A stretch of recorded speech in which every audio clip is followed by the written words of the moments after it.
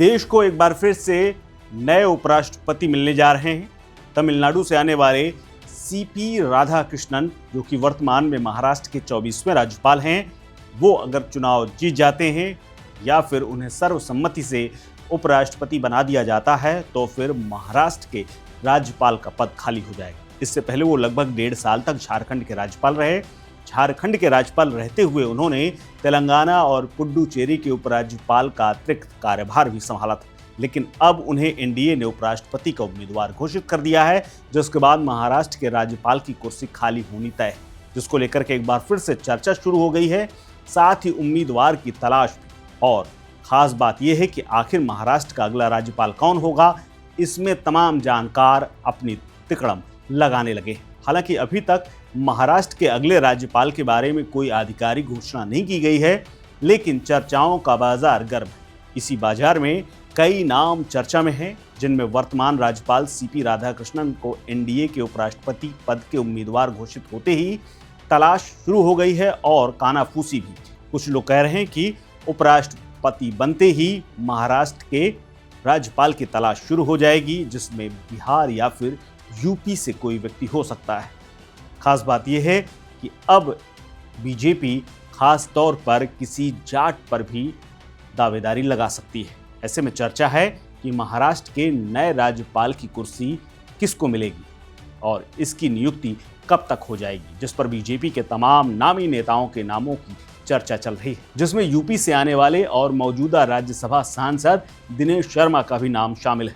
Dinesh Sharma RSS की पृष्ठभूमि से आते हैं, प्रोफेसर लखनऊ यूनिवर्सिटी के रहे हैं, 2 बार मेयर भी रहे हैं। इसके अलावा यूपी में डिप्टी सीएम का पद भी संभाल चुके हैं।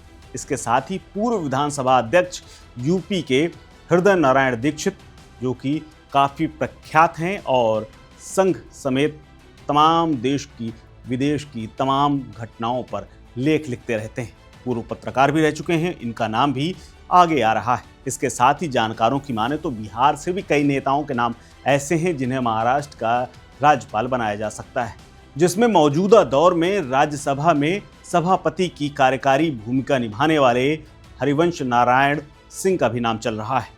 बताया जा रहा है कि बिहार में होने वाले आगामी विधानसभा चुनावों को देखते हुए हरिवंश का नाम राजनीतिक रूप से अहम हो सकता है। हालांकि बीजेपी के कई नेता पहले से संकेत दे चुके थे कि अगला उपराष्ट्रपति उनकी पार्टी का होगा, वो आरएसएस की विचारधारा से गहराई से जुड़ा होगा। ऐसे में सीपी राधाकृष्णन तो मिल गए, लेकिन राज्यपाल पर सवाल अभी खड़े हुए हैं।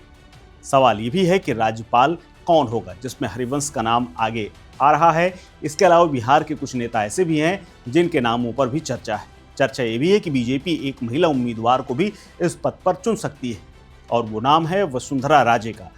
माना जा रहा है कि उन्हें महाराष्ट्र का राज्यपाल बनाया जा सकता है। ग्वालियर राजघराने से ताल्लुक रखने वाली और राजस्थान की पूर्व मुख्यमंत्री रही वसुंधरा राजे अगर राज्यपाल बनती हैं तो वो चौंकाने वाली बात होगी, क्योंकि धनखड़ भी राजस्थान से ही थे।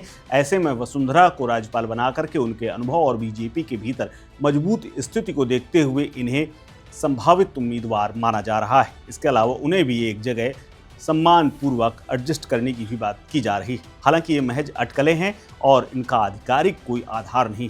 अंतिम निर्णय बीजेपी के नेतृत्व और गठबंधन की रणनीति पर ही निर्भर है। उपराष्ट्रपति का चुनाव ऐसे समय में हो रहा है जब बिहार में विधानसभा चुनाव सिर पर है और जगदीप धनखड़ के इस्तीफे के चलते जाट समीकरण के बिखरने का खतरा तो बना हुआ है। ऐसे में माना जा रहा है कि अगर कोई जाट महाराष्ट्र का राज्यपाल बन जाए तो कोई बड़ी बात नहीं होगी। इसके अलावा यूपी और दक्षिण का सियासी संतुलन बनाने का पहले से ही बीजेपी के पास चैलेंज है। ऐसे में देखना होगा कि बीजेपी कैसे जातिगत क्षेत्रीय नैरेटिव के समीकरण को साधेगी। यानी सारा खेल नैरेटिव का है। दक्षिण से अगर उपराष्ट्रपति आ रहे हैं तो उत्तर से राज्यपाल आ जाएं तो कोई बड़ी बात नहीं होगी। इस खबर में फिलहाल इतना ही। अपडेट्स के लिए बने रहिए वन इंडिया हिंदी के साथ। नमस्कार। Subscribe to One India and never miss an update. Download the One India app now.